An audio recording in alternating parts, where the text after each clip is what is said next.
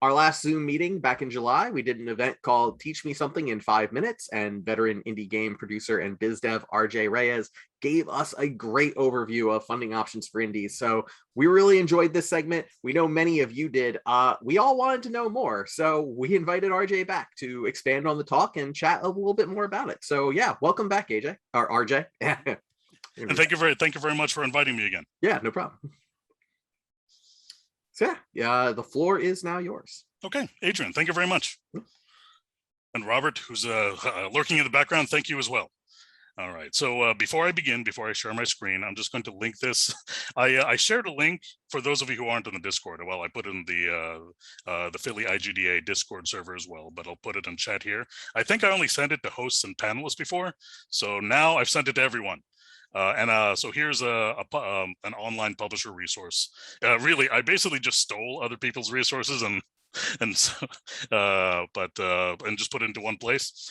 So there you go. I'll reference that later. Well, when I actually begin my presentation. Already there's a question. Okay, well, I'll get to that. So Timothy, I will get to your question, but I'll start my presentation first. But just a note that I've seen your question, and I hope that I don't forget. Feel free to ping again in case I do forget.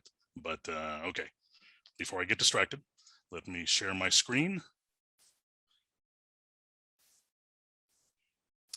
All right. Okay, hopefully everybody can see that.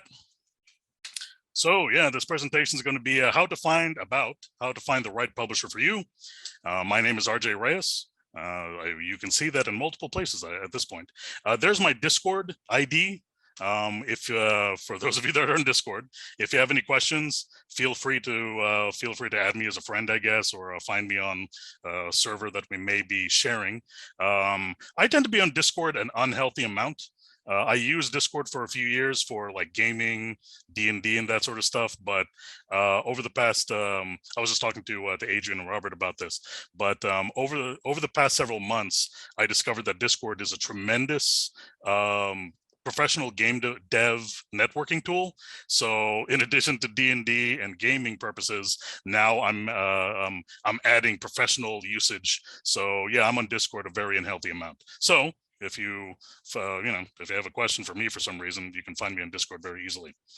By the way, if there's any technical difficulties that I don't notice, someone please chime in. Otherwise, I'm just going to keep barreling ahead. Okay, first, a little bit about me. I've been in the video game industry for 17 years. I started in 2004 as a QA tester. For my very first game job in the Los Angeles area was I was a QA tester for THQ, which doesn't exist anymore. THQ Nordic is not, well, it's just the marketing name. But THQ, the original, the publisher, went belly up many years ago actually. So RIP to THQ.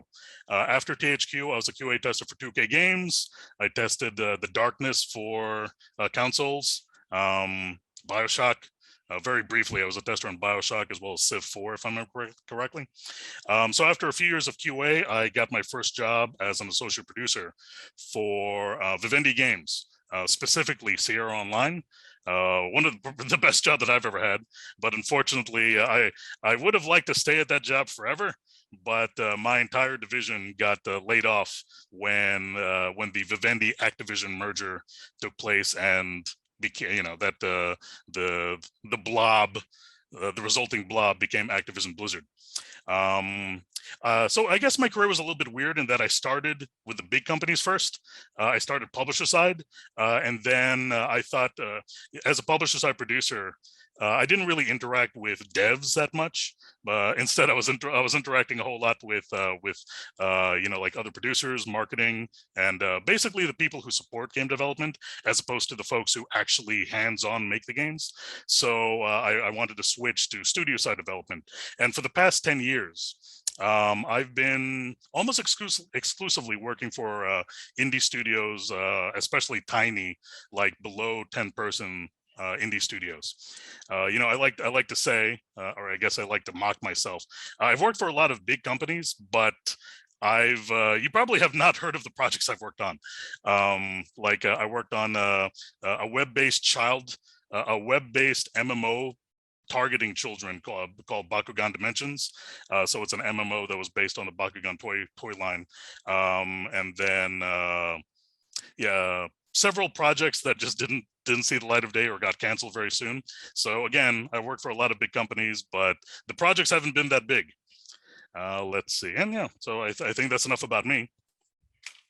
All right, so today's presentation, as mentioned earlier, is going to will be focused on how to find the right publisher for you. But before we do that, I'm just going to go over the different indie studio funding options. As Adrian mentioned at the top of this meeting, I did like a 5-minute presentation about the different indie funding options, but 5 minutes goes by super fast. But now that I've got significantly more time, I can focus specifically on publishers as a funding option, or publishers as well as publishers as both a funding option and also a support for your indie project. But anyway, before we get into publishers as a focus, let's very quickly go over the different indie studio funding options. So as you see there, all of these sources, they each have different goals and different challenges. And I'll go over that momentarily. So the first, and I guess the most obvious option, is self-funding, otherwise known as sweat equity. So basically, if you are funding your own project, that's there's nobody you can rely on better than you. So a very obvious way that you can do this is you have a day job. Perhaps you even work for, you work for a larger studio, or you work for a publisher, or your day job may not have anything to do with game development, but you have a day job to pay the bills, to survive, and then on the side, like after work, during the weekends, whenever you can, you develop your game. So again, self-funding, sweat equity, that's the most obvious and the most obviously reliable, I guess you can say. But of course, that has its own limitations. Option 2, you've got family. You can go to your family for help, otherwise known as love equity. I don't have to tell any of you how to go about getting, family equity, because of course, your family members. Friends are included in this, but your friends and family much better than I possibly can. So it's self-explanatory, in other words. Third option, which became popular, I think around 2012 or so, but crowdfunding. Crowdfunding, when I started in the game industry back in 2004, I don't think the term crowdfunding had been coined yet, but yeah, all of a sudden by 2011, 2012, boom, it blew up. Crowdfunding has its own challenges. My goodness. Forgive me, I'll go on a bit of a tangent. Which I probably will do a lot throughout this presentation. But I have one successful crowdfunding campaign. Back in 2012, I managed a campaign for, it was a very small Kickstarter campaign. Kickstarter was pretty much kind of new in 2012. And my team and I, we just wanted to raise like $5,000 for a small kid-friendly board game. It was called Puzzle Me. At the time, it felt like one of the hardest things that I've done professionally, just to raise $5,000 on Kickstarter. But my goodness, have things changed in the past 9 years? So now, $5,000 just seems so minuscule. And then again, for the project, it was just a small, I don't remember how much we retailed it for. I think it was like $7, $8, just a small kid-friendly board game. But there were a lot of challenges for that. But now, fast forward to 2021, specifically video game Kickstarters, what the Kickstarter backers, what they expect, the quality of the campaign, the text, the prototype, the video, the trailer, what video game backers expect now is so much more. The quality, all those things, the presentation has to be so much better than it was when Kickstarter was a fairly new concept back in 2012. So anyway, crowdfunding has its own complications and its own challenges and what backers expect. some ways different, some ways similar to what all these other funding options would expect as well. Next, there are publishers. I'm going to talk a whole lot about this, so we don't need to talk about this right this moment. Another option, investors, venture capitalists or VCs or angel investors as well. Just one thing to note, what publishers look for is noticeably different than what investors look for. But, this is going to be a presentation that's focused on publishers. There can be another, 45-minute, 60-minute presentation on what investors look for. I don't claim to be an expert on investors. I personally have never worked on a project that got VC or angel investment funding, but I've done a lot of reading on it and I've talked to people about it, and it's fundamentally, again, what investors look for in a team and in a project or in the overall pitch is significant, maybe not significant, but it's different than what publishers look for. Okay, moving on. There are government organizations. I work for a very small indie studio from Montreal, Quebec, Canada, called Miscellaneum Studios, and I've been working with them since April. What I found, and hopefully, I hope that I learned something from every single job I'm in. But one of the things that really surprised me that I learned working for this for Miscellaneum in Montreal is the amount of government funding or the amount of financial support that the Canadian government gives their indie studios. And I guess they're small creative startups, they're creative and art startups. The amount of support that the Canadian government gives their small businesses is remarkable. Pretty much every small Canadian video game studio, they all know about something called CMF, which is the Canadian Media Fund, and it's just the Canadian government. It's very competitive, but all of these indie studios fill out these applications. It can be a weeks long, if not a months long process. They're basically competing or applying for government funding, and in many cases, it's enough funding for an entire indie project. A vast majority of my experience has been working for American side studios, including indie studios. And as far as I'm aware, whether it be state or federal support for US side, unfortunately, it's not as prolific or it's not as prevalent as what I've seen like in Canada. But in any event, whether it be Canada, the US, I've heard some good things about the UK, UK government initiatives. There are a good number of government sources that will help with indie funding, and it seems like it's growing.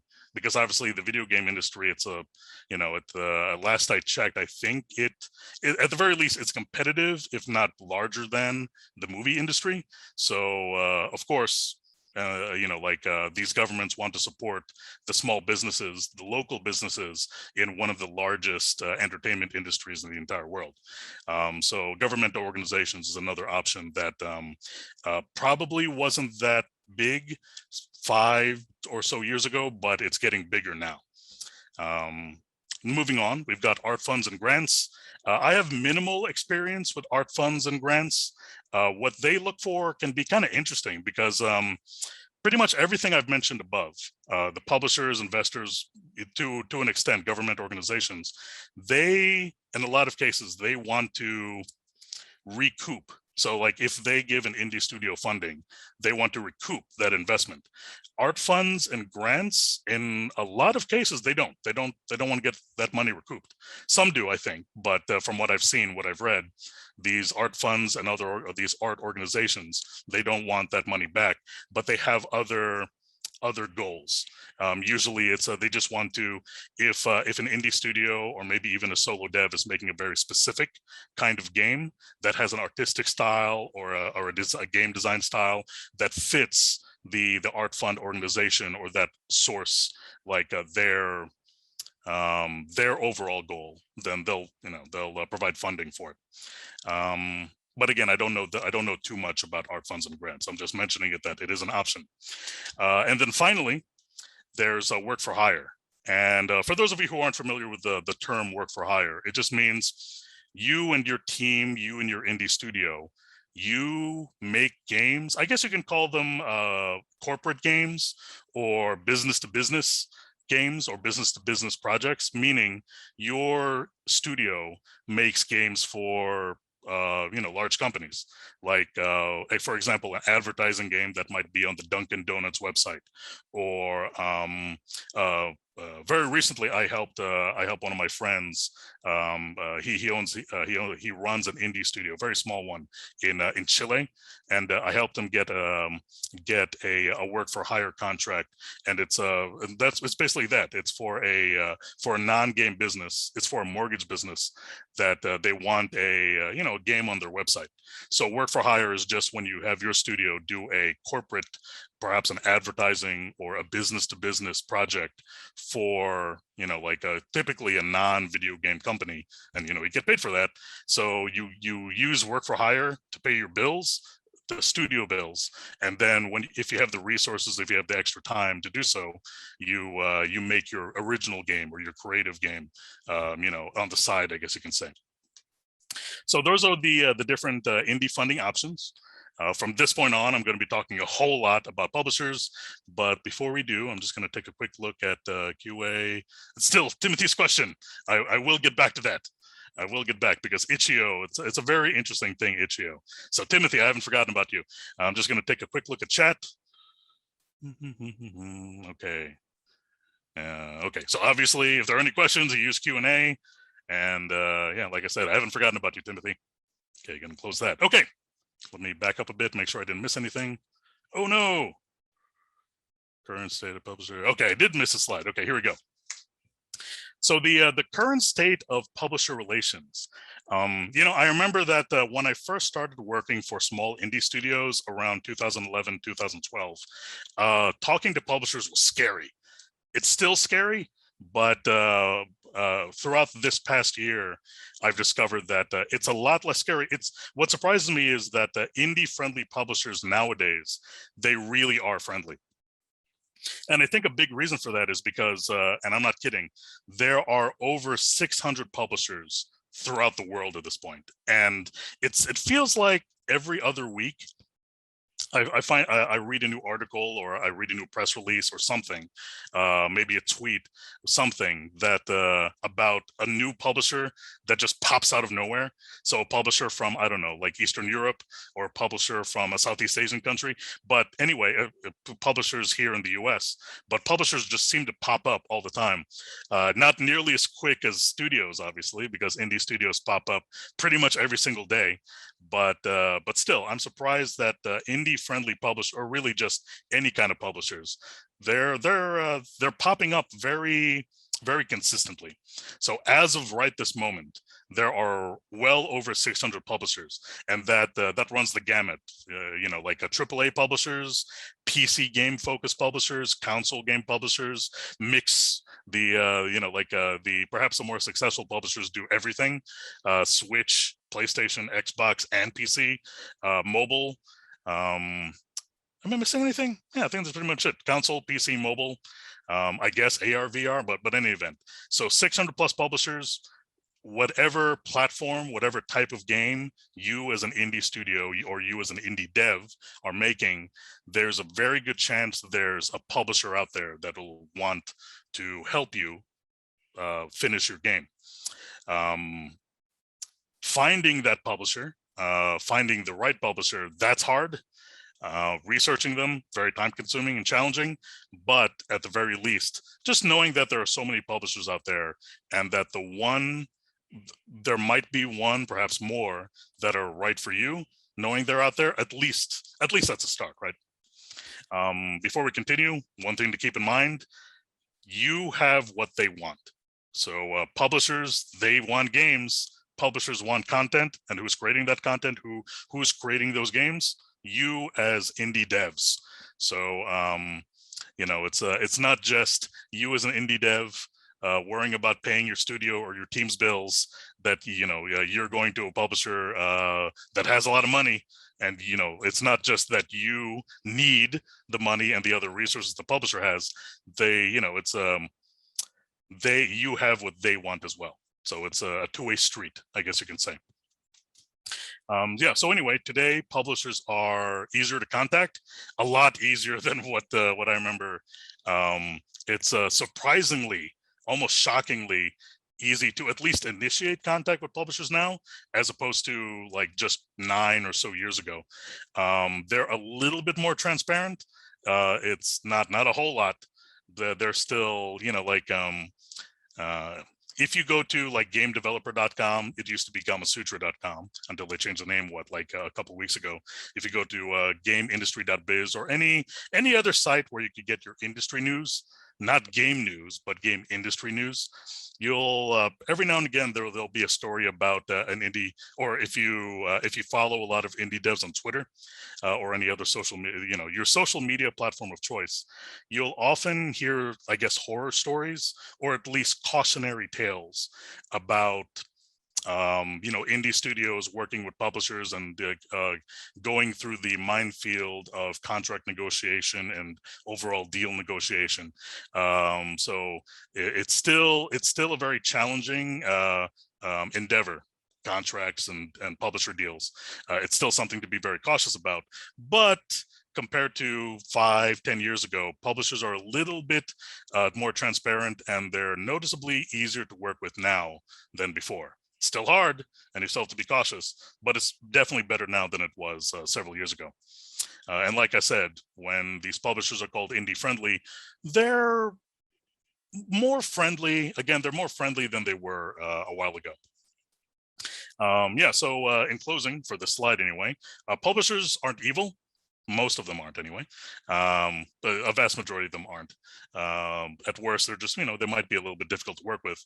But the good studios really do want, the good publishers really do want indie studios to succeed, because, the more that if an indie studio that's partnered with a publisher, if they succeed, the publisher succeeds too.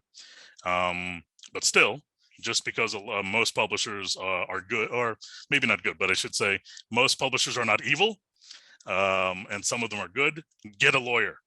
I can't stress that enough. In fact, I'm going to repeat that at different points in this presentation. Definitely get a lawyer. Trying to do this stuff without a lawyer, no, not a good idea. You wouldn't trust a lawyer to make a video game. So, and at the same time, you shouldn't, as a game developer, you shouldn't expect to handle a contract and contract negotiations by yourself. All right, before we move on, I'm just going to take a quick look at the Q&A. Is there any advice to have so Matthew had a question. I know a lot of big publishers get a pretty bad rap. So asking for advice about finding good smaller publishers, I'm going to get into that in this presentation. So just naturally, your question will be addressed as we move on. And again, Timothy, I haven't forgotten you, but we'll get to Itchy on later on. All right. Making sure I didn't miss anything. What publishers want? Well, they want your game. Or at least whatever game that you're making, chances are out of the 600 plus publishers out there, at least one will want the game that you're making. So that's, again, that's something to keep in mind. The most obvious thing that publishers want is profit. Of course, like every business, every business wants a profit. So of course, a publisher, not only do they want to like your game, not only does your game need to fit that publisher's portfolio, but when they're looking at it from like a business standpoint or a marketing standpoint, when they're crunching their own numbers behind the scenes, they have to rationalize or they have to be reasonably confident that your game will make a profit. Unfortunately, if a publisher doesn't think that your game is going to be profitable for them, they're not going to move forward with a publishing deal. But anyway, that should be pretty obvious. Of course, publishers, any business, they want to make a profit. Publishers also want to strengthen their portfolio. So as I've said multiple times by this point, you have what publishers want. Very specifically, you as an indie game, you as an indie studio, your game, if it fits a particular publisher's portfolio, it strengthens that portfolio. So publishers are, whether they're aggressive about it or not, publishers are in competition with other publishers. Even indie studios are in competition with other. Well, you know what? I'm not going to go into a tangent about that, but all I'll say is publishers, whether they're aggressive about it or not, they're in competition with other publishers. And with that in mind, they want their portfolio to look robust, to look expansive. Like if a publisher, like as an example, unless I'm mistaken, Fellow Traveler, it's an indie-friendly publisher that focuses on narrative games. So Fellow Traveler, they want to strengthen their portfolio with narrative-focused games, and they want their portfolio to get bigger and bigger, and they wanted to have a bunch of award-winning games, a bunch of games that sold well, a bunch of games that have very positive reviews on Steam or Metacritic or whatnot. So that's just one of countless examples. Fellow Traveler, they want to stick with their portfolio, which is narrative-focused games, and they want that portfolio to expand and get more prestigious, I guess, or more more appealing. Then there's Devolver, which is an indie favorite, I guess, or even a fan favorite. But Devolver, I'm not even going to attempt to describe what Devolver's portfolio is. It's one of those things. It's kind of like art. Like I don't know what makes good art, but I know what I like, as the saying goes. I don't know what makes Devolver's portfolio, but when I see a Devolver game, I know what it is, if that makes any sense. But Devolver has a very specific, whatever that might be, they have their own specific portfolio, and they want to add games to it that will make that portfolio stronger. Every single game is that you make is an opportunity for some publisher out there. And this is something else that I think I'll mention, that I'll repeat later on. But when you're talking to publishers, when you're preparing to pitch for them, especially when you're pitching to them, don't focus too much on what you need, but also focus on what they need from you, and how you can help each other. And again, I think I'll get into this a little bit more later on, because I think there's a slide at the end of that talks about pitching very briefly. But one of the best pitching advice that I've heard is that pitching, and I guess selling in general, it's an exercise in empathy. So like when you're pitching, or really when you're just communicating with a publisher, and you're working your way toward a deal, don't focus on what the publisher can do for you, funding and other support. Think about what you can do for the publisher, and again, how you can help each other out. Because like if you get too caught up in your side, try to put yourself into a publisher's shoes. Like if you were a publisher, you wouldn't want to hear someone here in indie studio just continually talk about, we're desperate for money, and if we don't get this funding deal, then our studio is going to shut down probably in 2 or 3 months. Even if that's a reality, and unfortunately it's a very common reality, something for you to prepare for. From the publisher side, they don't want to hear that. So instead, they want to hear, for one thing, you want to stay positive, but more to the point, they want to hear, here's our game. We know that it fits what you look for. It fits your portfolio. We're very excited about it. We think it can sell X and X. We think it'll be very exciting to this type of player. And you talk about the strengths of your game, because by talking about the strengths of your game, you're making that you're building the case that the publisher will benefit if they support your game as well. So anyway, I don't want to talk too much about that. All right, now we'll get into as I mentioned, don't focus too much on what the publisher. So I guess maybe I'm being a hypocrite here. I just blabbed about, don't focus too much on what the publisher can do for you. Focus on more on like what you can do for them and how you can help each other out. And then now look at that. The next slide is specifically what publishers can do for you. But anyway, you need to know this. Just don't get hung up on this as you're presenting, as you're communicating with publishers. But anyway, what you need to know about what publishers can offer. The first and foremost, publishers offer funding. So typically it's in the form of a funding advance. Like for example, And this is a not every single deal is like this, but this is one of the more common deals. So as an indie studio, I'm just pulling numbers out of the numbers out of the air. Just a hypothetical example. If you and your team needs, I don't know, 1 full year to complete your game, and that costs, I don't know, like $200,000 for you and each of your team members to pay your bills, for the studio as a whole, the team as a whole to pay their bills. $200,000. It'll take you a full year to do that. You go to a publisher and you can get a funding advance from them, and you negotiate for that $200,000 funding advance. So that's the most obvious. I'll get into more details about things like revenue split and what the typical way that publishers recoup their costs, probably in the next slide. But in any event, talking broadly about what publishers offer indie studios or studios in general, really, the most obvious thing is funding.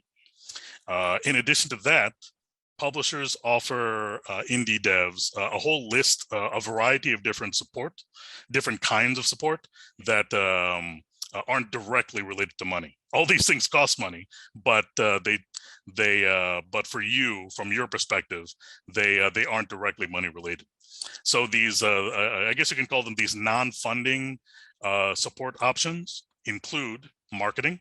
So, for a lot of indie devs and a lot of devs in general, a lot of us don't like marketing for very good reason, because, it's like marketing has mystified me for many, many years. It's weird. It's a subject that I enjoy talking about. It's a subject I enjoy reading, but it boggles my mind. Like convincing people, well, for one thing, doing the work that lets the wider audience, that lets gamers in general know about your game, that's hard. And that's only part of it. The next part, convincing them that your game is worth whatever the retail cost is, $10, $20, $40, whatever it may be. So getting people to know about your game and then convincing them to spend money on your game, my goodness, is it hard. So and it's a full-time job, just focusing on that.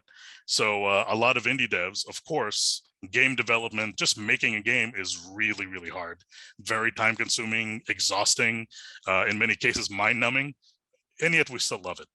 But it's just part of the overall challenge. So when you finish making a game, or when you finish making a game, if you don't know how to get people to become aware of it and then persuade them to buy it, well, at least you have the satisfaction of making a game, but you're not going to be able to put food on the table, So marketing, it's its own job.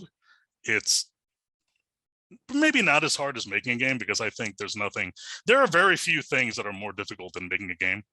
But marketing may not be as hard, but it's still super, super difficult. So as indie devs, so much of our time and energy is spent on just making a game, and having to spend even more time and energy to market it. So with that in mind, that's one of the biggest non-funding support options that publishers can offer.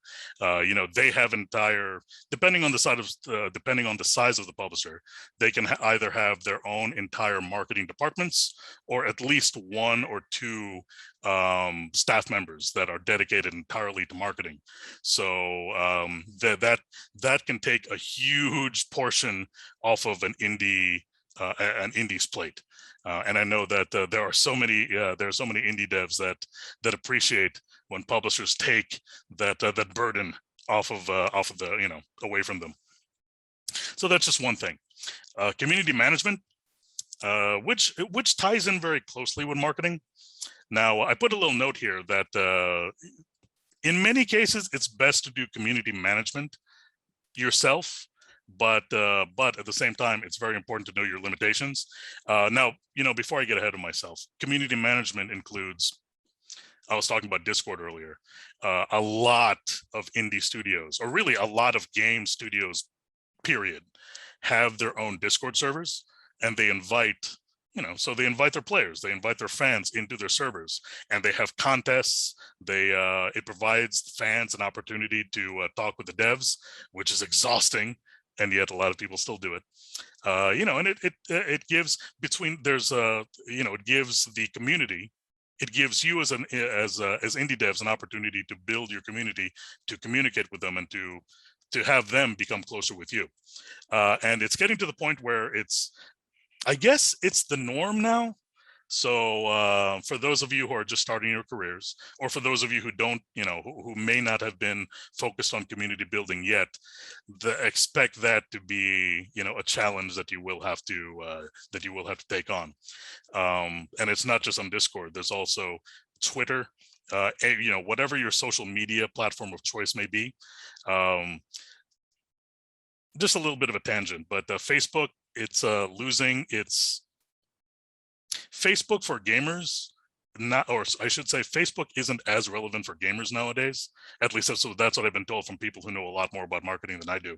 So Facebook, you can probably avoid Facebook, but Twitter is so gamers are very active, and gamers and game devs very active on Twitter, active on Instagram as well.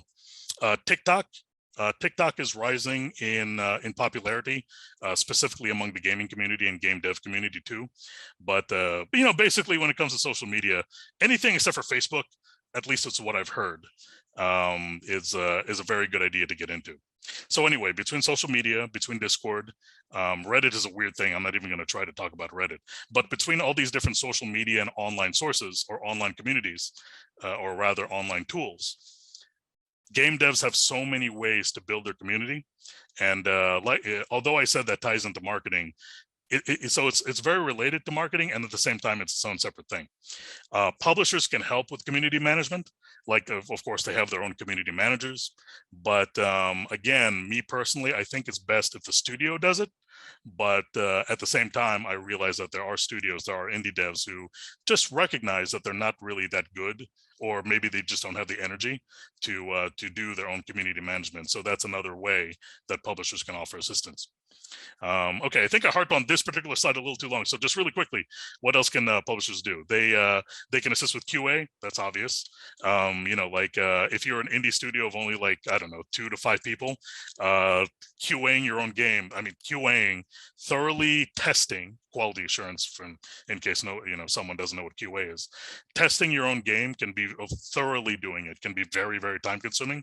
So getting assistance from the publisher, they have the bigger publishers have entire QA teams, QA departments. Having them help with quality assurance can be a huge help as well. Localization. I've never liked doing localization, so it's very good that publishers have that, can offer that support as well. At the same time, there are countless localization studios or localization businesses.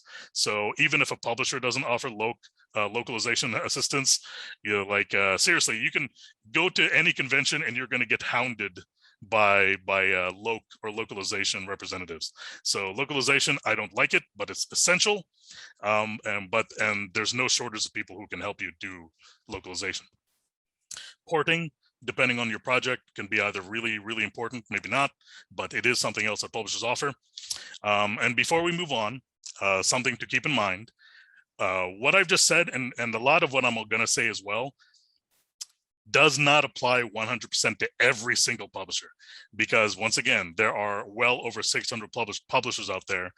A lot of them can be, and what these different publishers want can be wildly different from one another. What I'm presenting is based on my personal experience and as close to common as you can get when talking about game development and game publishing. So anyway, just keep in mind what I tell you may not apply to every single case. Okay, one moment, just gonna check on time. Wow, time's flying. Okay. Just gonna check the QA panel real quick. All right. Yep. And between Timothy and Matthew's questions, I'll get to them, later on in the presentation. All right. Backing up. So talking about funding. there's when it comes to publishing deals, there's deals with a funding advance and deals with no funding advance. And I'll get into both of those momentarily. Now, those with an advance, when we're talking about indie projects, you can expect the funding advance to be between 100,000 and 1 million. $1 million. As I just mentioned moments before, don't expect this to be the case for every single publisher out there. There are some indie-friendly publishers who aim for higher than $1 million. So it's that weird space of like, is this double A? Does double A even exist nowadays? I've heard lately, I've been hearing a phrase, double I guess double indie. So I don't know, like two times the size of a typical indie game. I don't know, but double A, double I. But it's that very weird space of like between 2 million and maybe between 2 million and $5 million. Like, is that these games that are straddling the line between indie and AAA? It's such a weird categorization anyway. But in any event, typically, for indie-friendly publishers looking to make a deal with, obviously, indie studios, you can expect the funding advance to be between $100,000 and $1 million. If your project requires much less than $100,000, and I'm not going to say 100% there is no publisher out there for you, but you're probably going to have a pretty hard time finding a publisher who wants to invest only $50,000, for example. $10,000, no, I really don't think there are any publishers who want to, work on a project or fund a project that will, overall only cost $10,000. The good news is, going back to that one of the earliest slides, there are so many funding options. If your project only needs, I don't know, again, $10,000, $20,000, significantly less than $100,000, you can self-fund it. You can family funding, crowdfunding, Kickstarter. So there are other options for the very small projects. So anyway, anything below $100,000, you probably want to go to a different funding option other than publishers. For anything over $1 million, that's when you start getting into that weird zone of you're probably not making an indie game. Your studio probably needs a lot more than 10 to 20 people. So you're probably exceeding the indie sphere by that point. Let's see, what else about advances? Funding advances, or just funding from publishers, tends to be paid by milestone. For example, pre-alpha, there's a pre-alpha milestone, the alpha milestone, beta, gold, so on and so forth. This ties into get a lawyer, but more to the point, make sure that when you're writing up your contract, when you're negotiating a contract, that the milestones are clearly defined. As much detail as possible about what is required in the pre-alpha milestone, what's required in the beta milestone, so on and so forth. Because the more detailed the contract, or in this case, the more detailed the milestone schedule is, the less likely or the less risk that there's going to be some kind of dispute. Because when I say that most advances are paid by milestone, the publisher typically, they review each milestone, and if a milestone does not match their criteria, their definition of that milestone payment does not get paid. So, and it won't get paid until the publisher accepts. The publisher reviews and accepts, or just accepts that milestone. So when you eventually get to the point where you're negotiating contracts and negotiating the milestones, and the milestone payments the payments tied to each milestone, make sure that the milestones are very clearly defined, so that the risk of any of those types of disputes is at least minimized. Some advances are paid in lump sum. That's very rare. I have heard of a couple of cases, like if a budget is $100,000, maybe a publisher will give most, if not all of it, right away. Like, super rare, but it does happen. Every funding advance needs to be recouped. excuse me. In other words, when a publisher gives a studio an advance, they expect to make that money back. And the way they make that money back is typically, very often, by revenue share or rev share. And we'll get more into rev share probably in the next slide. Last thing I'll say on this slide, there are no advance deals. Typically, that happens when a game is pretty much done, and the indie devs, they you know, like if the game is almost done, or maybe the game is actually done, they don't need the funding because they have their game, but they just want to go to a publisher to help them with marketing, to help them with porting, to help them with localization and QA. So don't quote me on this. I think Stardew Valley, I'm pretty sure Stardew Valley, and again, I didn't work on it, so I don't know for sure. I'm just guessing that Stardew Valley was a no advance deal. I could be completely wrong, but I suspect Stardew Valley was a no advance deal. Stardew Valley, which I believe was developed by Concerned Ape, so it was, for the most part, it was a solo dev. He had a little bit of help, but again, for the most part, it was just Concerned Ape that made that game. He partnered with Chucklefish, the publisher Chucklefish, so I suspect there was no advance in that deal, and it was just he partnered with Chucklefish to help him with marketing and, you know, QA and localization, that sort of thing. If you have a no advance deal, that gives you more leeway, more power, I guess you can say, to negotiate a more positive revenue share. And again, we'll get into revenue share momentarily, but in fact, we'll go into revenue share right now. But I lied. Before we do that, I'm just going to take another look at QA. How would you tell how much money a project will need? Is there a rule of thumb? Oh my goodness. Yeah, that's going to take a little.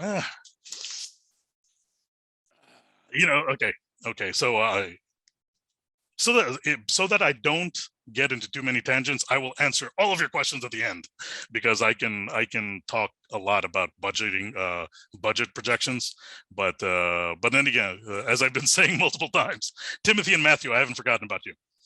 But basically, I guess I'm just trolling QA. If there are any questions that will only take me 5 seconds to answer, then I'll do it. But that hasn't happened yet. But I will get back to your questions at the very least at the end. Okay, revenue share. Okay, here we go. Talking about revenue share. The baseline. Don't think that this is going to be very common, but think of this as a starting point. The baseline, the starting point for revenue share, 70-30. 70% for the devs, 30% for the publishers. What that means is, when, you know, after a publisher agreement is signed, sealed, and delivered, after the game is released and the game is being sold to gamers around the world. So for every sale, 70% in this baseline example, 70% of every dollar made. So what's that? 70 cents, but whatever. 70% of sales goes to the dev, 30% goes to the publisher. Again, there are many variations. 600 plus publishers out there, not every single one is going to start at 70-30. I've heard of publishers that go 50-50. I've heard of publishers that go, yeah, like 60-40, with the publisher getting the advantage, you know, 60% of the publisher to start. Or maybe even in perpetuity, I don't know, 60% to the publisher, 40% to the dev. So there are many variations. I'm just saying that as a starting point, 70% to the dev, 30% to the publisher. That's traditionally been, you know, what like a lot of devs and publishers alike can kind of expect. Rev share may change over time. As I mentioned earlier, the funding advance always needs to be recouped. So a publisher, they expect the money that they've given you in advance, they want to make that money back. So that to minimize their risk, because all publishers, all businesses really, the minimizing risk is a top concern. It's a universal top concern for any business. So one of the key ways that a publisher can minimize their risk is by getting a more positive share a bigger share of the rev share. So, for example, the split might start, and all this will be detailed in a contract that you have to agree to if you want to, because obviously don't sign anything you don't want to sign. But all this will be detailed in a contract. Hypothetical example: it could say that until the publisher recoups their funding advance, they get 60% of all sales, and the dev gets 40%. Once the advance is recouped, then it might flip. Then it might flip to the dev's advantage. So again, it could start off 60%, maybe 70%.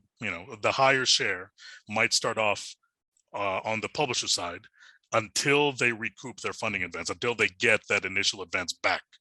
And then once they make that initial advance back, once they recoup it, then the lion's share, the greater share of revenue might then switch over to indie devs. So as I've repeated multiple times, many variations, and that rev share, the revenue share, might fluctuate, might change over time. There are deals where devs get 0% until the advance is recouped.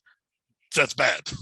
If you ever deal with a publisher, you know what? Finally, I can actually address, or at least start to address, a question from QA. So, are there any warning signs for a bad publisher? That's a big red flag. There are a lot of red flags, but that's a big one. If a publisher wants you to, or if a publisher says that until we recoup our funding advance, you get 0% of revenue, that's a huge red flag. But there are a bunch of other red flags. But that's but at the very least, I was able to address a question. Yeah, avoid that. Yeah, and I already talked about, publishers want to mitigate risk. All right. Next slide. IP ownership. Intellectual property, IP, like the code, the narrative, the characters, the assets, the story, So what makes your game your game? Very, very important, of course. A majority of indie-friendly publishers do not require IP ownership. And here we go. Here's another red flag. So anyway, it's pretty common nowadays that indie-friendly publishers don't want your IP. So that's another red flag. If a supposedly indie-friendly publisher does want your IP, run. So again, if an indie-friendly publisher is telling you that you're going to get like 0% or close to 0% of the rev share, of the revenue share, at any point, run. If supposedly indie-friendly publisher wants your IP, like they want to own the characters, the story, the code, the game that you created, run. So let's see. Transfer on breach clause. I'm trying to remember this. Oh yeah, and this ties into get a lawyer, because this is like contracts are very complicated. The little clauses that are buried within the gigantic walls of text, they can be very well hidden, very complicated. So transfer and breach means if the studio does something that breaches a contract, then the penalty might be they lose the IP ownership or the project gets canceled. There are a bunch of potential penalties if the dev breaches the contract. So avoid breach of contract, but as I just said, get a lawyer, because the lawyer can help you navigate either completely avoiding transfer and breach clauses, or at least finding different ways to address the publisher's concerns. Again, publishers, just like any other business, they want to mitigate their risk, and something like a transfer and breach clause you must avoid.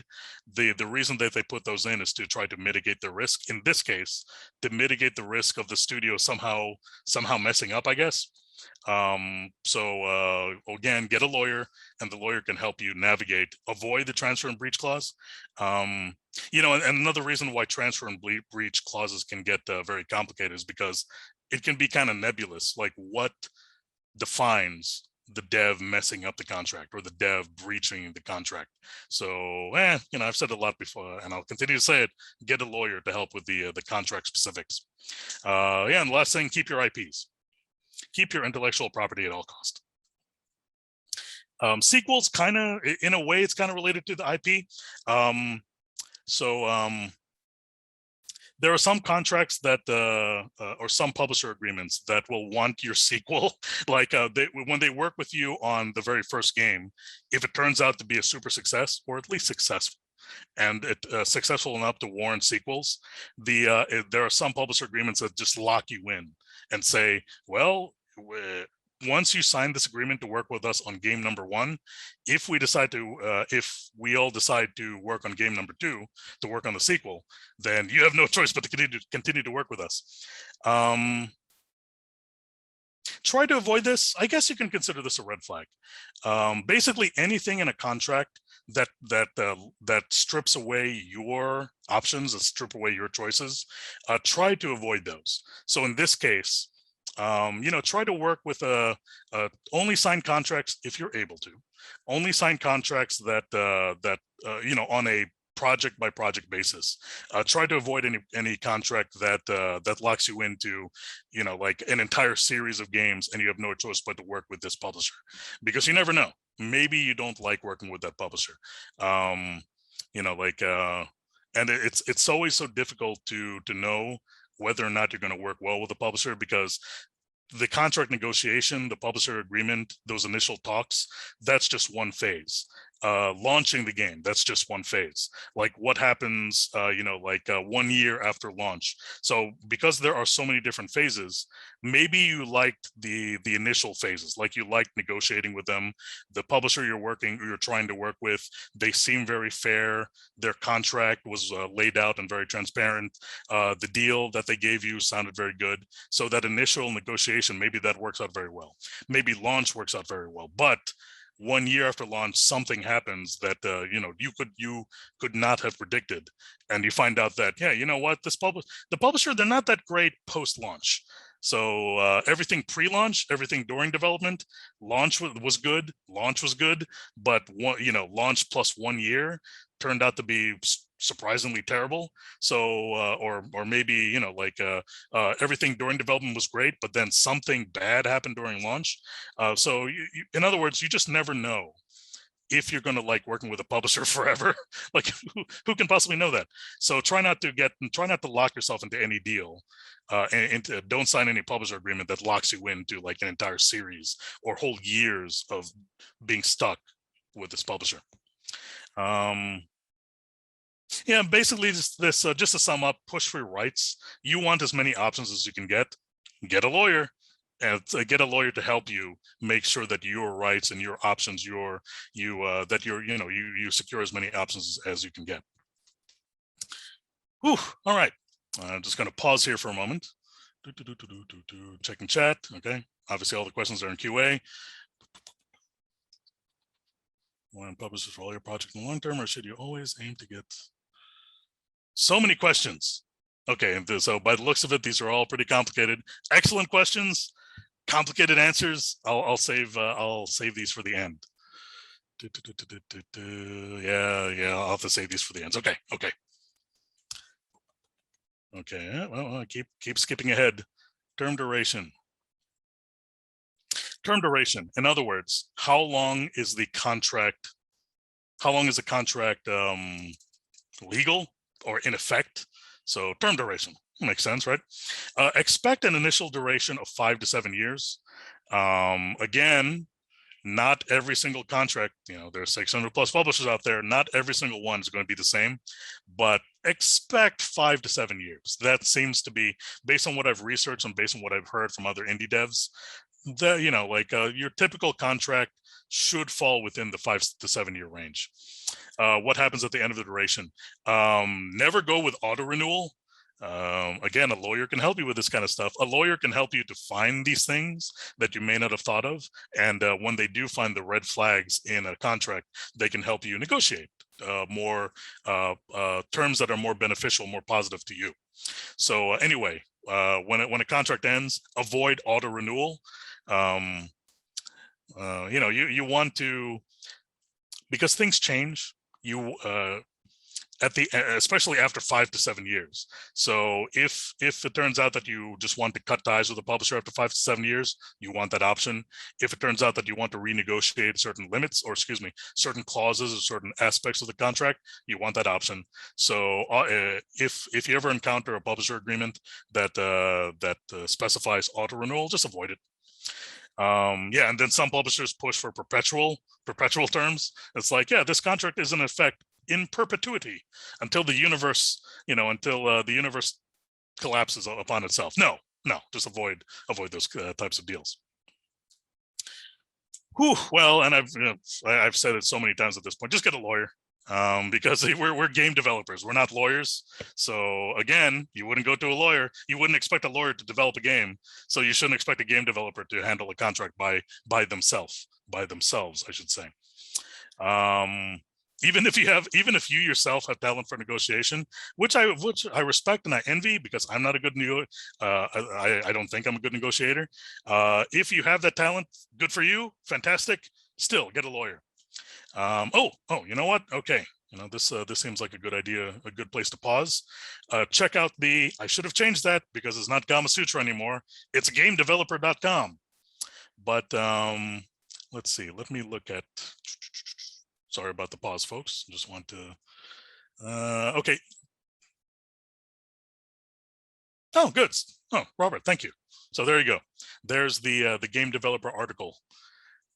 Now that article, and in fact, I'll bring it up. Hopefully you see it in my screen. It doesn't matter. Even if you don't see it in my screen, Robert has provided the link. It's even in that the publisher resources spreadsheet that I shared. But anyway, so this article, basically, this lawyer who works in publisher agreements, who works with indie devs to help them navigate and negotiate publisher agreements. He took 30 publisher agreements that he personally worked on, and then using that batch of 30 contracts, he came up with some data points. Now, before we continue, bear in mind, 30 publishing agreements, that's a pretty small, what do you call that, a data set?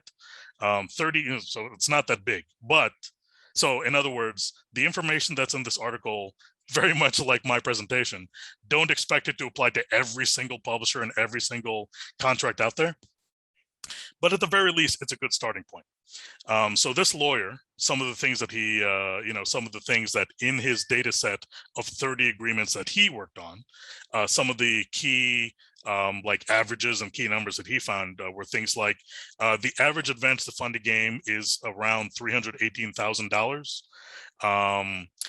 Let's see, counting only on deals that had an advance, the average amount was $460,000.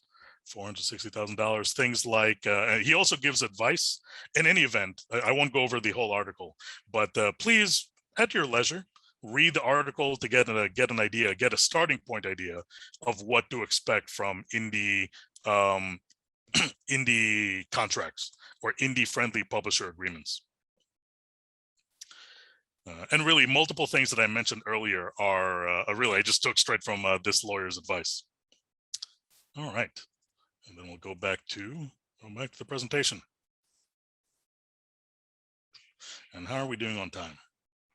Wow, an hour has passed already. My goodness. Okay, I'll try to either Adrian or Robert. If I'm running short on time, please let me know. Otherwise, I'm just gonna continue blabbering on.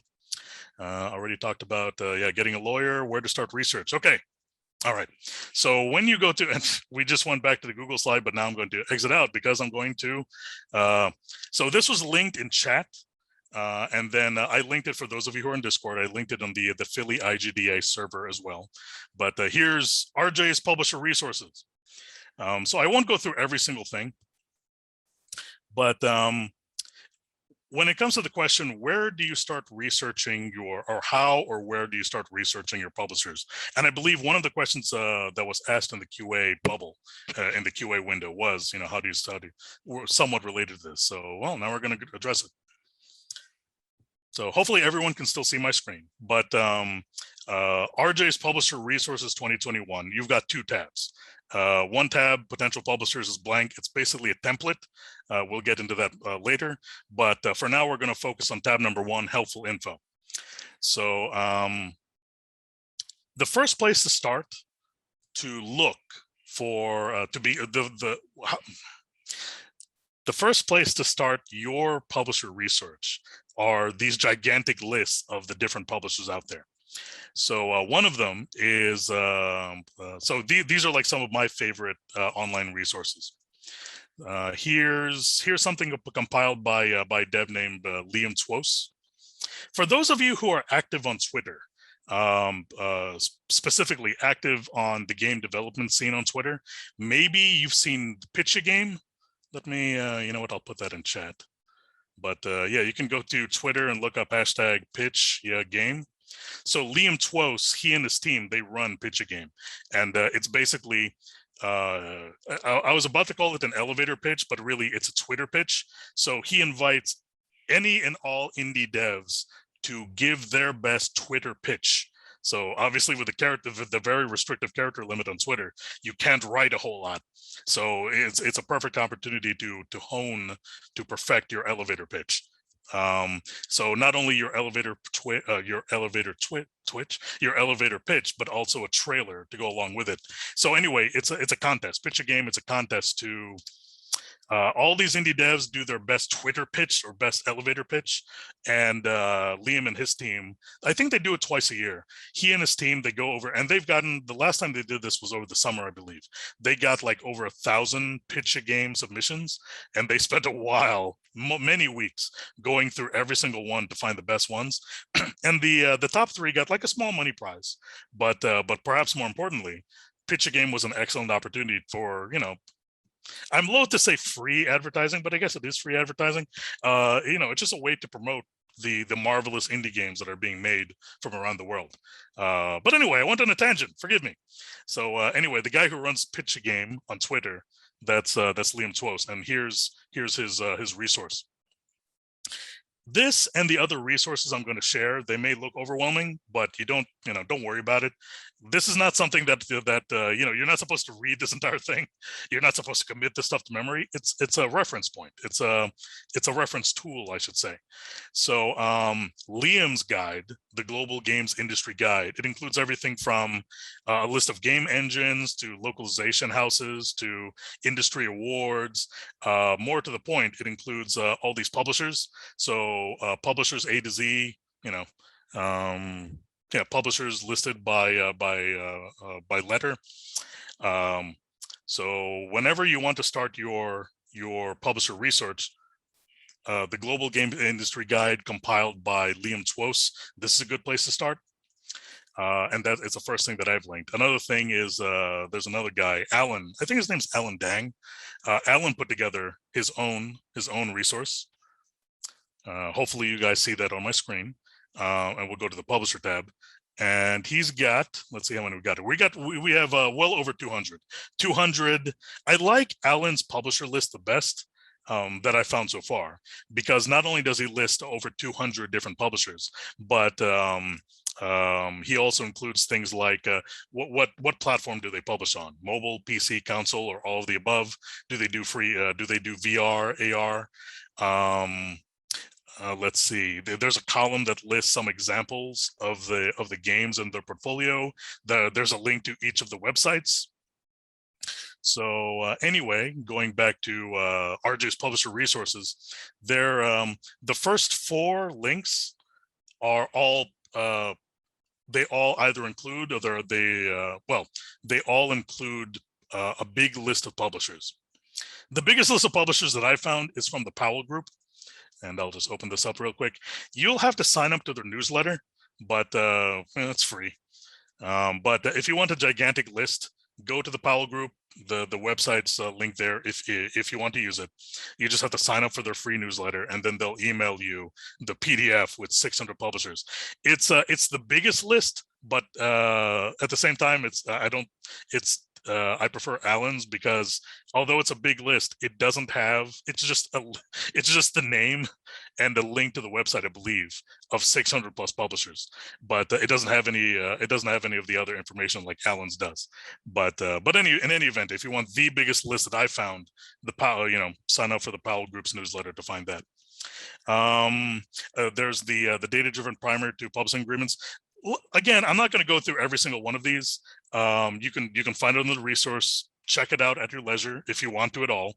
I've included comments to, like if anything needs to be explained, the comments are there. But yeah, so anyway, hopefully that resource will be helpful to you folks. And then very briefly, in tab number 2, potential publishers, a lot of this is self-explanatory, but as you go through these gigantic lists of publishers, as you visit their websites, you check out their games, you determine among you and your team if your game fits each publisher's portfolio. So as you're doing your research, and this can take place over weeks, months, maybe even years, whenever you find a publisher that you think might be a good fit for you, or vice versa, or if you think that, but mainly if you find a publisher that you think would be a good fit for you, add them to your list. So the potential publishers tab, that's just a template. It's blank. I've included some comments, like at the top. You probably don't even need them. A lot of this, like I said, is self-explanatory. But really the key point here is, as you begin your research of all these publishers, add them to your list.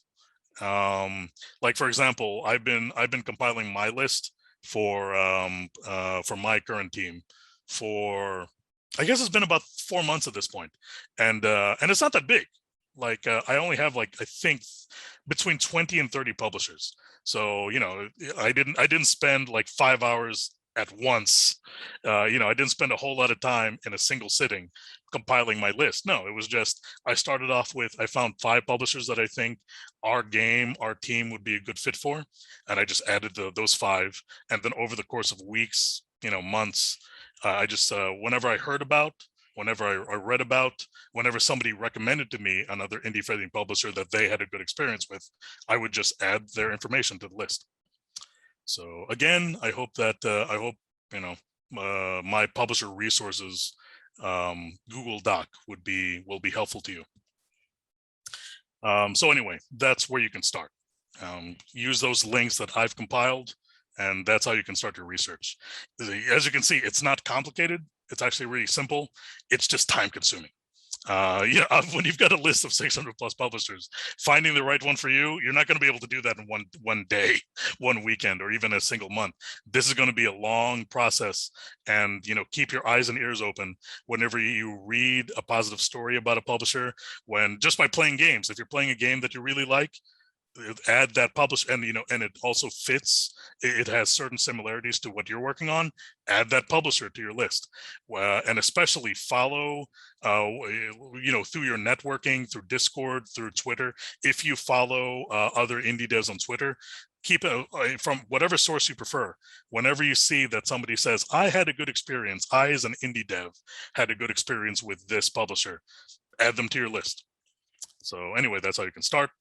I already talked about a little bit of this, but basically, you want to start by finding games that have some similarity to yours. What I mean by that is, when you're going through this list of, when you're wading through the ocean of all the different publishers out there and you're checking out their websites, specifically go to their game portfolio page. Almost every single one has, a games page, their portfolio page. Look through the portfolio and honestly look at it, look at the game that you're making, and honestly tell yourself, do I think my game fits into this portfolio? It's like, for example, if you're making a zombie survival game, don't try to pitch that game to Fellow Traveler or Annapurna Interactive, would they? I'm not going to touch that, but let's back up a bit. If you're looking at if you're making a visual novel, don't try to pitch that to a publisher that only makes first-person shooters. You know what I mean? So, and just be very honest with yourself.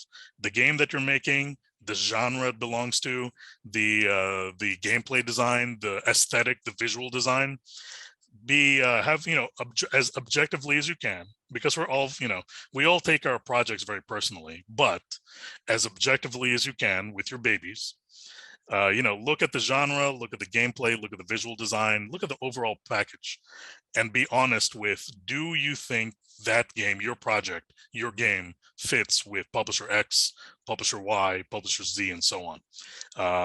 And it really comes down to, don't try to pitch your game to a publisher whose portfolio has nothing to do with your project. And then I already talked about, oh, you know what? No, this is a little bit different than what I mentioned before. If you want, you can take the extra step. Like if you find a publisher that you like, go to their Steam page, go to their website, whatever, go to the, find their portfolio, look at the indie studios that made the games that have partnered with that publisher, and contact them. If you happen to find them in Discord, just send them a private message. If you follow them on Twitter, send them a direct message, send them a DM, send them a direct message. Earlier I was about to say that every indie studio is in competition with each other. Fundamentally, that's true, but the reason I stopped myself is, I've been very pleased, very encouraged over the past year to see that indie studios, like more than ever before, in my opinion, indie studios are very, very open with each other. And in my experience, especially over the past year, indie studios go out of their way to help other indie studios. So even though fundamentally speaking, we are in competition with each other, at the same time, there are so many players out there. It's like many of us might be tempted to think that it's a zero-sum game, that it's like, oh, if your game gets a player, that means that a player has been taken away from my player pool or my revenue potential or something like that. But I don't know, for whatever reason, indie studios tend to be very friendly, very open, very helpful with each other. Like from what I've been seeing, like indie studios in general work to prop each other up.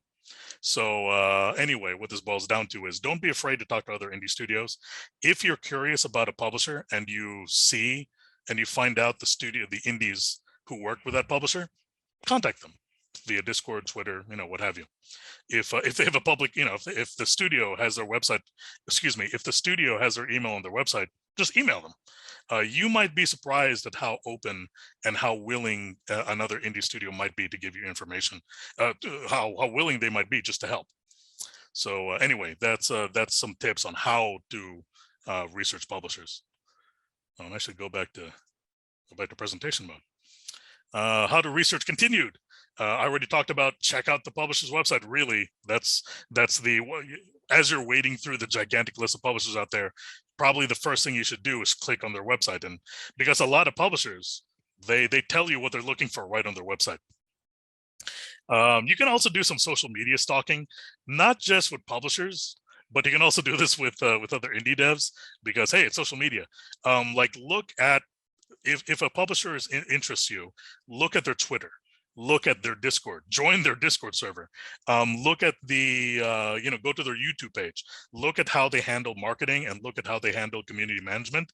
If you like what you see, add them, like bump them up in priority, like put a, make a note, or just mention, these guys are awesome, on your personalized publisher list. If, on the other hand, you're looking at the publisher's social media, community management, their marketing, and it looks like crap, it's like, yeah, okay, then you could take them off the list if you want. So, but anyway, maybe I shouldn't call it social media stalking, but really that's what it is. You do that for publishers to help with your research.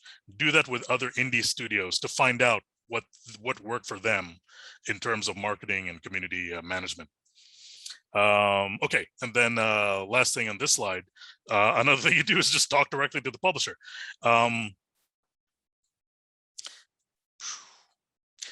This can happen a lot in conventions, and I can tell you from personal experience, working conventions is exhausting. Probably some of you already had that experience. It's exhausting, but that's like GDC, DevCom, which is the business, or the business half of Gamescom. E3, I guess, to a lesser extent, because E3 is focused mostly on marketing as opposed to business to business, deal making. But I think it's even done at E3. So at any big game development convention, those are some primo opportunities to meet with publishers, talk to them. like even the very first contact, like you can talk to a publisher, find out what it is they want. If what they want fits what you're currently developing, continue talking to them, maybe even pitch them like right then and there. Of course, the complication of that is you should have your pitch ready even before you get to the convention. Have it on your tablet, have it on your phone, have it on a laptop, whatever. So yeah, conventions are a great place. The hotels, the hotel lobbies, the hotel bars, and the parties around the major conventions like GDC, DevCom, E3, another fantastic place. And I'll just consider that a freebie. Getting into GDC, getting into DevCom, getting into E3, that can E3. It's been a long time since I've been to E3, but at the very least, for GDC and DevCom, you need to pay probably a lot of money, like hundreds of dollars, maybe even more, to actually get a pass for the professional events. E3, I don't recall. I think if I remember correctly, you just have to submit your information that you currently work for a game studio or a game company, and they'll just give you a pass.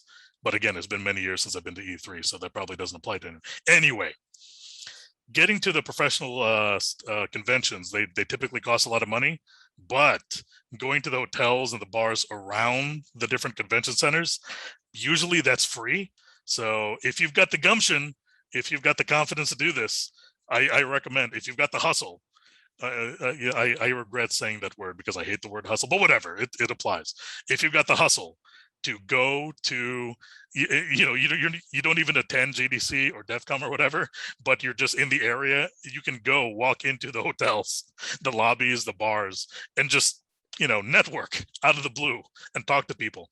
You might, or most likely will run across publisher representatives. And so talk to them out of the blue if you're comfortable doing so. And with your pre-prepared pitch material, you can pitch them, or at the very least talk to them about your game and talk to them about your team. Yeah, so that's a free yet difficult way to start striking up conversations with publishers. Online events. This might be a little bit difficult to find, but like for example, the Philly IGDA, or other communities, other Discord servers. Because I work for a very small indie studio from Montreal, there's a community in Montreal called Gameplay Space. It started off as, it's a shared office space it's located in downtown Montreal, very close to where Miscellaneum Studios actual studio is, but that's neither here or there. Anyway, Gameplay Space started off as, it's a shared office space in downtown Montreal, but then the pandemic hit. So, whether or not it was because of the pandemic, Gameplay Space, they expanded to online events. So it's now primarily an online community. And Gameplay Space, they host things called like reverse pitches. A reverse pitch is Gameplay Space or whomever, they invite a representative from, I don't know, Devolver, Team 17, what's another one that they did? Good Shepherd, Annapurna Interactive, they did a reverse pitch. And a reverse pitch, as the name suggests, it's the publisher pitching to indie studios. And basically it's basically a Q&A. So whether it be Gameplay Space or another organization, another community, they invite a bunch of indie devs to be part of the audience, and then one or maybe a couple representatives of of a publisher, and the publisher spends 30 minutes, 60 minutes, whatever, to just talk about their publisher, talk about their company, talk about what they're looking for, and it's a reverse pitch. They, as the publisher rep, are pitching themselves to the audience of indie devs. Yes, I've attended a handful of reverse pitch events, and they're fantastic. So in any event, if you ever find an opportunity to join an online or even in person reverse pitch event, definitely do it, because the ones that I've attended, they're free for one thing, and if they're online, you don't even have to put pants on. Just go and find out what it is that this particular publisher wants. Maybe they'll give you an idea of what it's like to work for them, and it's just a free, easy way to find out more about them. And just online events in general. If you don't already have an Eventbrite account, make one. Join a couple of free online events, and then Eventbrite will start to spam you other related game dev, other game dev related events, and that's another easy and free way hopefully free way to find other online events to find out more about publishers. I already talked about how to initiate contact. Actually, there's a lot more here that I didn't talk about. Many of the websites of publishers, they have a pitch page, or at least a section somewhere very prominent that tells you, if you have a pitch for us, here's our website, or excuse me, here's our email address. Email your pitch directly to us. Or it has a like boxes that you can fill out. Tell us more about your pitch. What's the name of your company? What's the name of your game? What's your elevator pitch? Do you have a trailer? If so, link the YouTube, or provide the YouTube link here, so on and so forth. But and I heard this directly from multiple publishers. They check their pitch page on their website regularly. Multiple publishers, including, I think, Annapurna Interactive, one of the executives of Annapurna Interactive, during a reverse pitch event, and also I think Good Shepherd. They both, but in any event, multiple indie-friendly publishers have said that the go-to place for them to find pitches is their website, the submission page on their website, the email address linked on their website. So when you look at that, don't think it's not like don't think that, oh, I'm just going to send my pitch and nobody's going to look at it. What they provide on their website is in many cases the first thing that they look at. So let's see, online pitch submissions. This ties into, if you find online events, sometimes those online events include a follow-up pitch presentation. So for example, not all, but many of the reverse pitch events that I attended online, there was the initial 30 to 60 minute presentation or reverse pitch from the publisher, and then an opportunity for indie devs to say, hey, I also, because of your presentation, I want to pitch to you. So when can I meet you? And in other words, there's an opportunity to have a follow-up, not a reverse pitch, but a normal pitch, where a single indie team gets to pitch to whichever publisher conducted that reverse pitch, So anyway, when you sign up for these online events, sometimes a pitching event might be tied into those online events. Yeah, like I just said, the direct email that's provided in the publisher website, those are fantastic. In my online or my publisher resources, there's an email template.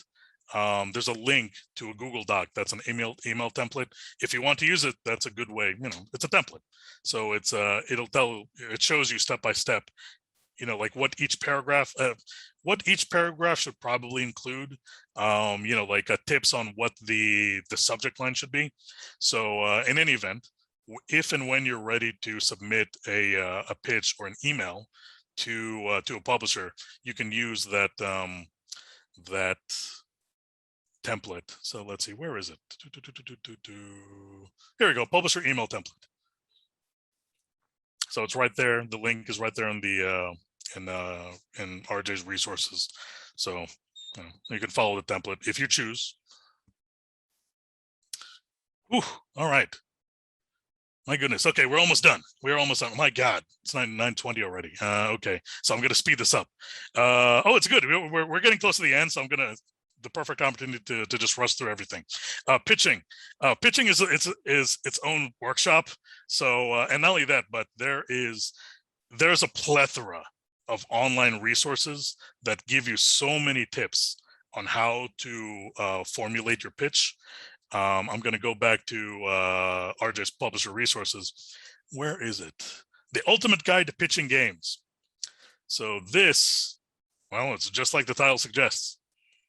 So many online resources and so many tips from different people, from publishers, from investors. This video, I really, really like this video from a longtime video game investor, Jason De La Roca.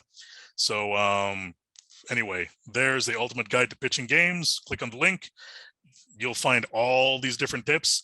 Definitely watch that video, because in this video, it's Jason De La Roca. He explains his idea for the ideal 10 slide pitch. So 10 slides, in my opinion, is a very good target for a pitch deck. Anything longer might get a little bit too big, but 10 slides is a nice, lean pitch. But anyway, highly recommend watching Jason De La Rocca's video and really all of these other resources on this article. They're all fantastic. So, yeah, if talking, I could, anybody that's done pitching can talk about pitching and give their own personal advice and spend like an hour doing it. So that's an entirely separate conversation. I already talked about the pitching resources. Also in my in the publisher resources, I've included Humble Games pitch template. So when you go to the Humble Games website and you look at their pitch page, they actually include a link to their template. So I love it when publishers actually tell you, this is what we want to see slide by slide on our on your pitch deck to us. So there's one. Raw Fury also included theirs. So as you're doing your publisher resources, or excuse me, your publisher research, maybe if you're fortunate, you'll find a publisher you like and they'll actually give you their template. If they give you their template, follow it, because it's like the publisher is doing your homework for you. But anyway, here's Raw. Oh, actually, so there's a link to Raw Fury's developer resources. It's remarkable because they include their, if I remember correct, yeah, they have their, they give you an example of their contract, and there are at least a handful of indie-friendly publishers that have done this. White Oak, but unfortunately, I don't remember the other names. But here you go, Raw Fury. The link is the link is right there in the spreadsheet I shared. But Raw Fury provides, among other things, examples of what their publisher agreement will look like. Okay, but anyway, that's Raw Fury. Going back to this, closing thoughts. Ooh, okay, I got to go through this really fast. Don't take rejection personally, because you are going to get rejected. It's just like job searching, just like dating. Yeah, you are going to get rejected probably a lot before you find the right relationship. Another reason, so expect it. Don't take it personally, because every single publisher has a very specific thing, a very specific list of what they want. And in many cases, they will reject you, not because of the quality of your game or not because they think your game is bad, but it's just there's something completely out of your control that just does not fit the criteria. For example, you might be pitching to you, like, let's say you're pitching I'll go back to the zombie survival game. You're pitching a zombie survival game to a publisher. Unfortunately, and this was completely out of your control, they just signed a deal, and you didn't know this. They just signed a deal for another zombie survival game that they're planning on launching that game the same time that you said in your pitch that you plan on launching your game. So it was just circumstance that was completely out of your control that you didn't know about. It worked against you, so they regretfully have to tell you, sorry, unfortunately your game is very similar to a game that we already signed, so we can't work for you. So probably the main reason why you should not take rejection personally. There are a lot of things that are just completely out of your control. So, and not only that, there are over 600 publishers out there. If it doesn't work out with one, there might be a whole lot more that you can work with. And also, this is a tip I got from a publisher representative. Just because a publisher tells you no now doesn't mean that means no forever. It just means no for now. As long as they didn't tell you we hate your game, as long as they didn't tell you we hate you, typically that means that the door's open for you can pitch to them again 3 months down the line, 6 months down the line in your next project. So don't consider the door permanently closed if and when you get a rejection. Let's see, 3 out of 10 publishers will ghost you. As you initiate contact with publishers, expect 3 out of 10 of them to just not respond to you. And it's weird. This has been my personal experience. And I've been talking with multiple other professionals who've been in games for decades, and they say, yeah, weirdly, it's usually like three out of 10 that just don't respond to you. Sometimes you'll actually start the process, like they'll respond to your initial email. They'll say like there's you actually arrange a meeting with them. You have that meeting, it seems to go good, and then for whatever reason, the next time you email them, they just ghost you. I don't know why. Maybe some people are jerks, who knows, but expect it to happen roughly 30% of the time. I've already said a whole bunch of times, get a lawyer. I've already said Discord is an amazing tool for learning as well as networking. And then finally, remember, with so many publishers out there, there must be at least one, maybe a few, maybe a lot, who want what you're developing. Whew, okay, that went a lot longer than I expected. Hopefully that was useful to you folks. Now, my God, it's already 9:10 and we can go into questions. Oh my God, okay. Whew. I'm gonna get a drink first. All right, okay. So like I said, Timothy, I didn't forget you. Itch.io, always a viable option for publishing. Itch.io is great and terrible at the same time. The reason that I say Itch.io is great is the barrier to entry, so to speak. Like, it's so easy to put your game up on Itch.io. At the same time, that's what makes it terrible. Everybody and anybody puts their game on Itch.io. I like to refer to it as the game jam depository. So it's like every single, like out of the countless game jams that happen every single year, probably the place that the teams, game jam teams, the top place that they'll put their game is Itch.io. So the reason I say it's terrible is it's terrible as a moneymaker. It's great, like really anybody can put their game onto Itch.io. It's so easy. I personally haven't put a game on Itch.io, so I don't know if there's an upfront cost. Even if there is an upfront cost, it's probably really small. And the rev share, or excuse me, the cut that they take from sales is pretty small. But it doesn't really matter because almost nobody makes money off of Itch.io, or I should say, almost nobody makes substantial money on Itch.io. To give you an example of why, on Steam, of course, is the biggest PC game, the biggest PC digital distribution platform.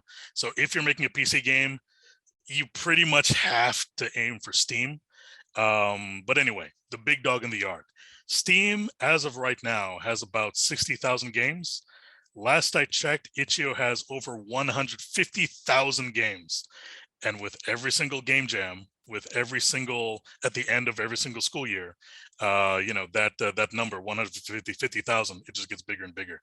And not only that, but me personally, navigating through Itch.io, so I'm not saying that everybody has this problem, but I personally have issues navigating through Itch.io. So you can definitely put your game on Itch.io very easily, but don't expect to make money off of Itch.io. Okay. Whew. How would you tell how much money a project will need? Oh yeah, going back to Matthew's question. It's a very difficult question. There are so many ways to do this, and really, like, I can and I have given other workshops about like production, project management best practices, and budgeting, of course, is like one of the key aspects of project management. But just really quickly, if budget is based on time, so forgive me, this is going to be a really rough and a really ugly answer to a very complicated question. No, like I said at the top, nobody knows you better than you. So if, for example, you're just talking about yourself, how much do I think it would take me to make a game if I'm the solo dev or like the key dev? Based on your previous experience working on game jam games, personal hobby games, or professional games, based on your personal experience, you can use that to figure out, well, it takes me 1 week to do X activity. It takes me 1 month to do Z activity, whatever. So based on your personal experience, you can extrapolate. You can use that to figure out, well, so I'm doing this, I'm doing A, B, and C. And based on my previous experience, it takes me 2 weeks to do A, 5 weeks to do B, and only 1 week to do C. So it's going to take me, what did I just say? 2, 5, and 1. So what's that, 8? So if I have to do A, B, and C, it's going to take me a total of 8 weeks to do that. 8 weeks. how much does it take you to live for 8 weeks? So 8 weeks worth of bills, like, okay. And there are a lot of questions and only 17 minutes left. So one last thing I'll say is do a Google search for the $10,000 per man hour.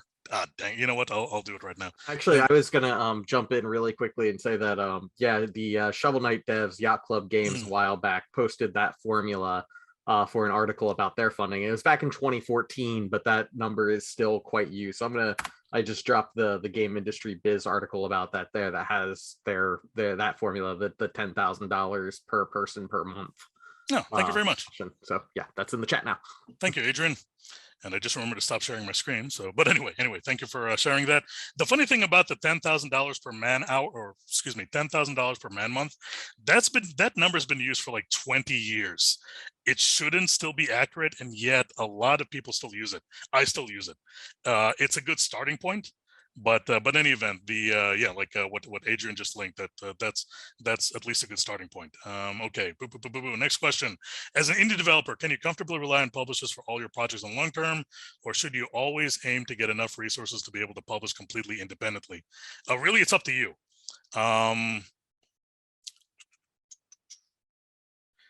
To do it independently, really, it depends on you, what you need, and what your present project is. So like if you're making a small project and you know that you can do it all on your own, you don't need funding, even like if your goal is you don't want to sell a whole bunch, if you think that you can handle the marketing and the community management and the QA all on your own, you don't even need a publisher. So really, like the best person to answer this question is you. So you just have to ask yourself, do I need money? Do I need advanced funding to do this? Do I think I can do the marketing by myself? The marketing, community management, QA, porting, localization, all the entire kit and caboodle, if that's still a phrase. If you think you can do all that yourself, you don't even need a publisher. And question number one, can I do the funding myself? Because you need like $250,000, $500,000 for your team of 10 to work for like 2 years, whatever. If at the first question it's like, I need hundreds of thousands of dollars, and it's like, and I don't think I'll be able to get that through crowdfunding, and I don't have a really rich aunt that I can ask, maybe publishing is a good answer for you. So yeah, but anyway, if you need the funding, if you need the marketing, community management, all those other support, if you think you need that, going to a publisher is probably a good idea. If you think you can do any of that on your own, maybe you don't even need a publisher. Okay, on the subject of finding a good publisher, we already talked about the warning signs. A lot of it's in the contract. If they're going to give you an unfavorable rev share, if they want your IP, if the contract lasts in perpetuity, if because of breach of contract, whatever the hell that means, if you breach the contract, they suddenly own your IP, all those things, get a lawyer. There are a lot of red flags on contract. Talking to other indie devs, like for example, just reading what other indie devs have to say. For example, I'm not going to name names, but just very recently on Twitter, I saw and it was unfortunate because there's a publisher that my team wants to work with. And then just last week, there was a different indie publisher who posted on Twitter. It's like, hey, just, like a little anecdote. My contract with so-and-so with this publisher just ended, and I had an option to renew, but I chose not to because they were terrible. And it's like, crap, we wanted to work with that publisher. So keep your eyes and ears open to what other indie devs are saying, and that's a good way to find out, which publishers to work for, which not to work for. Is there a master list of publishers online? Already mentioned that. And RJ's, so multiple publisher list. The one from Powell Group is the biggest, but the one with the better information is Allen's Game Dev Resources. Okay, what else? I know a lot of big publishers get a pretty bad rap. Is there any advice on finding a good publisher? We already talked about that, and that you have to do the research. Start with the gigantic lists that I've shared, and once again, keep your eyes and ears open to what other indie devs say, and then just little by little, when you do your own research, you will compile your own list of publishers, and then you start contacting them. And then, so really, the best person to answer this question is you, by way of the research that you do yourself. Okay. Rob asks, what social platforms are they listening to? Where do we go to communicate with them? I'm sorry, to communicate with whom? To communicate with publishers. Twitter is like Twitter DM. I've heard some, so not a lot, but I've heard some positive response from, in fact, even some publishers.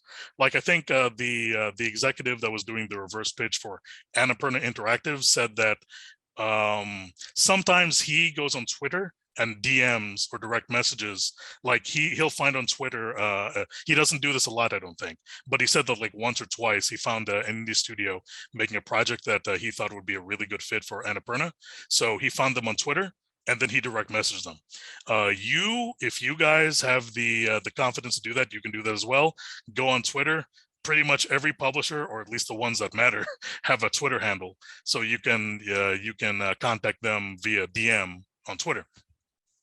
Discord, join as many professional game dev Discord servers as you can find. The really big ones have, more likely than not, they'll have publisher reps, publisher representatives in those servers.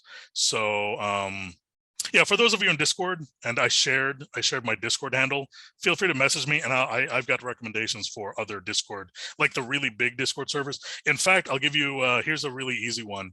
Go to the Discord homepage. Ah, dang it, where is it? Where is it? I'm trying to remember where it was.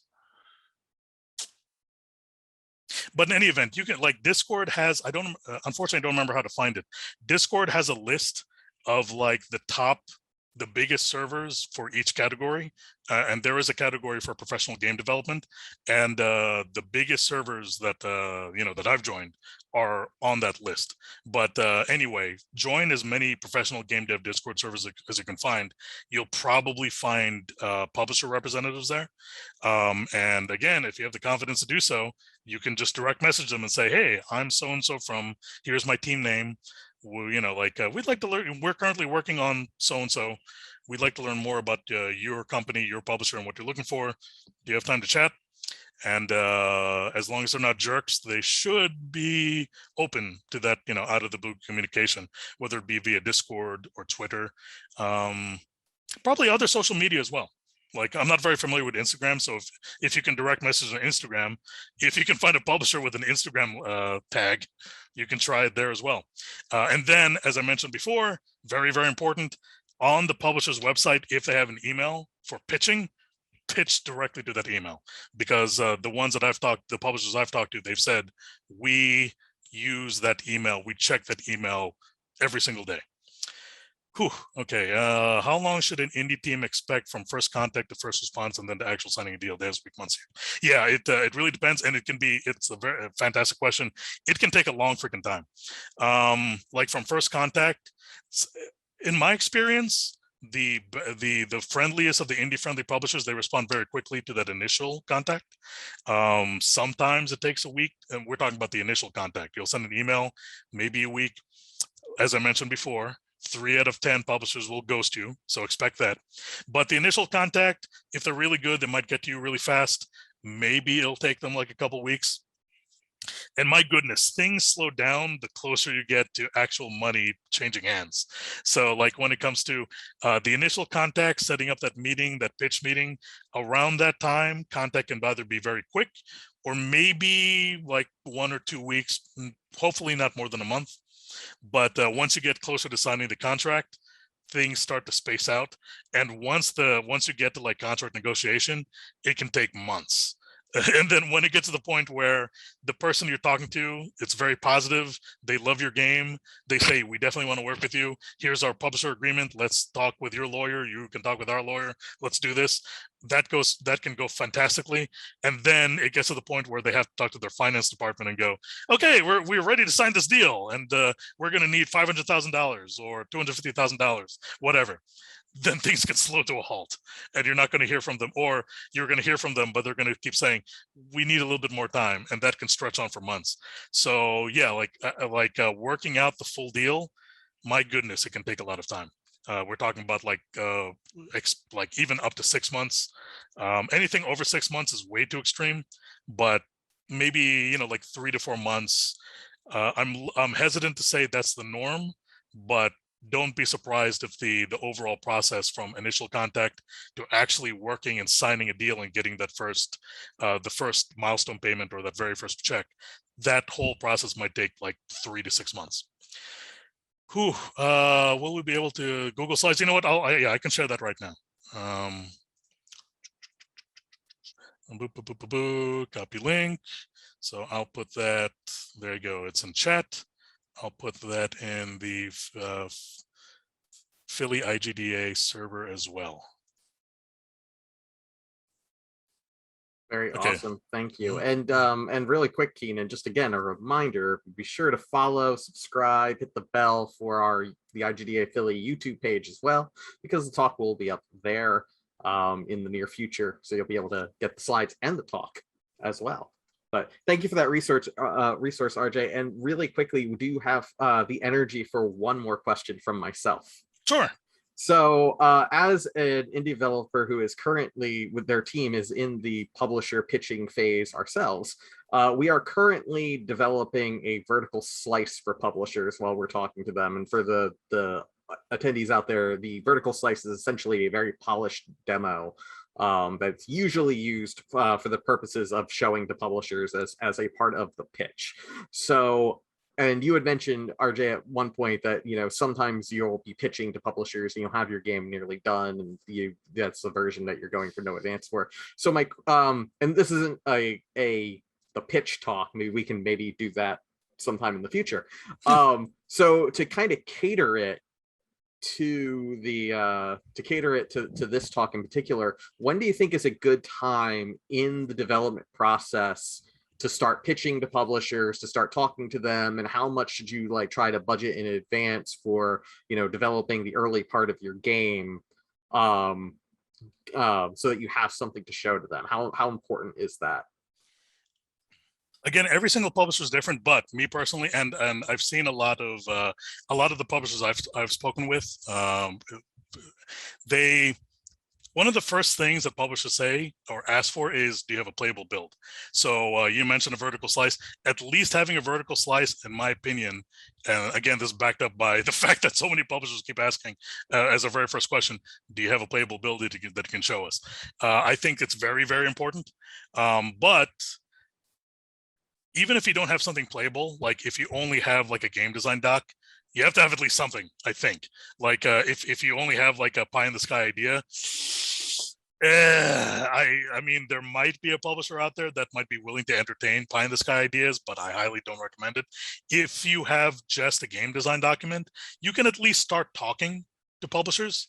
You know, as I mentioned earlier, just because a publisher tells you no now doesn't mean no forever.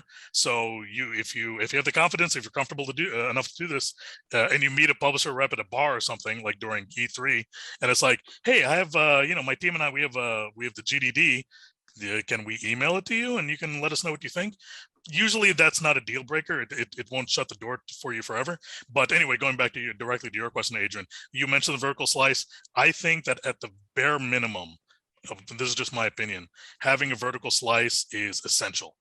And then you know what? So that's like the best starting point in my opinion. On the flip side, if you're like at the point where your game is pretty much done, that will actually shut a lot of doors for publishers because like, or not all, but there are some publishers that, you know, want to have a little bit of influence on how a game is developed. So if your game is pretty much done, and especially if you've already started the marketing or something, and for some reason you go to a publisher at that point, they'll go, why are you coming to us? You already got it, you know, you already got it taken care of. But anyway, having the vertical slice at the bare minimum, in my opinion, is essential. Because they're automatically going to ask for it. Do you have something to show us? Do you have something playable you can show us? Well, here we go. We happen to have a vertical slice right here. And you also, I think, forgive me, I missed it. You also talked about like budgeting. You had a budgeting question as well. Oh no, I just wanted to way earlier. I just wanted to share the Shovel Knight article because that one is very like it has that $10,000 formula like built into it, and also their dev experience, because you know that they didn't have that, at least at the time when they, you know, finished the Kickstarter campaign for Shovel Knight. Mm-hmm. Oh, and just really quick, I see Robert Nally had a question. Unfortunately, I'm not going to say the name because this is going to be shared on YouTube. I don't want to be on video, you know, talking about bad mouthing a publisher. So sorry. Yeah, and while I could edit it out, you know, yeah. I think that's probably best too. Like maybe we can, you know, chat about that like some other time. Eh. If you're in Discord, Robert, direct message me. I'll link you to the tweet if I can find it. Cool. Well, thank you again so much, RJ. This was super informative. Thank you all. This has been great. Yeah, thank you very much. If anybody has any more questions, ask me on Discord, because like I said, I'm on there an unhealthy amount of time, and I like gabbing about the stuff. But Adrian, Robert, thank you very much for inviting me.